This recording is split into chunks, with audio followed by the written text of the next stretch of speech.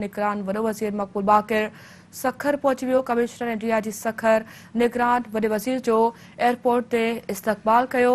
निगरान वॾे वज़ीर पाकिस्तान लिटरेचर फेस्टिवल जो इफ़्तिताह कयो। IBA जे एडिटोरियल हॉल में फ़लस्तीन में थींदड़ क़त्लेआम ऐं शहीद जान मोहम्मद क़त्ल जे केस 1 मिंट लाइ ख़ामोशी इख़्तियार कई वई।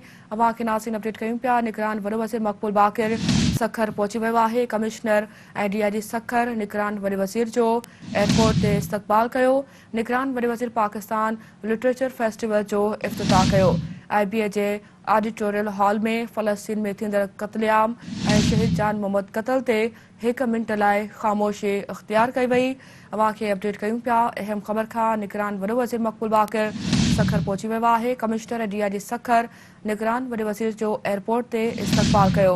निगरान वॾे वज़ीर पाकिस्तान लिटरेचर फेस्टिवल जो इफ़्तिताह कयो। IBA जे ऑडिटोरियल हॉल में फ़लस्तीन में थींदड़ क़त्लेआम ऐं शहीद जान मोहम्मद क़त्ल ते 1 मिंट जे लाइ ख़ामोशी इख़्तियार कई वई।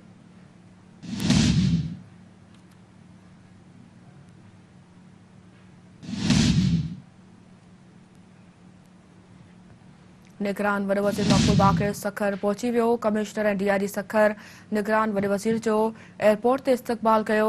निगरान वॾे वज़ीर पाकिस्तान लिटरेचर फेस्टिवल जो इफ़्तिताह कयो। IBA जे ऑडिटोरियल हॉल में फ़लस्तीन में थींदड़ क़त्लेआम ऐं शहीद जान मोहम्मद क़त्ल ते 1 मिंट लाइ ख़ामोशी इख़्तियार कई वई। अवां खे अपडेट कयूं पिया। निगरान वॾो वज़ीर मक़बूल बाक़िर सखर पहुची वियो। कमिश्नर ऐं डीआईजी सखर निगरान वॾे वज़ीर जो एयरपोर्ट ते इस्तक़बाल कयो। निगरान वॾे वज़ीर पाकिस्तान लिटरेचर फेस्टिवल जो इफ़्तिताह कयो। IBA जे ऑडिटोरियल हॉल में फ़लस्तीन में थींदड़ क़त्लेआम ऐं शहीद जान मोहम्मद क़त्ल ते 1 मिंट लाइ ख़ामोशी इख़्तियार कई वई। निगरान वॾो वज़ीर मक़बूल बाक़िर सखर पहुची वियो आहे। कमिश्नर ऐं डीआईजी सखर निगरान वॾे वज़ीर जो एयरपोर्ट ते इस्तक़बाल कयो। इन हवाले सां वधीक तफ़सील सां राब्तो कयो आहे सखर में Sindh TV news reporter Nazakat Jatoi सां। जी नज़ाकत, अपडेट कजो इन ख़बर जे हवाले सां।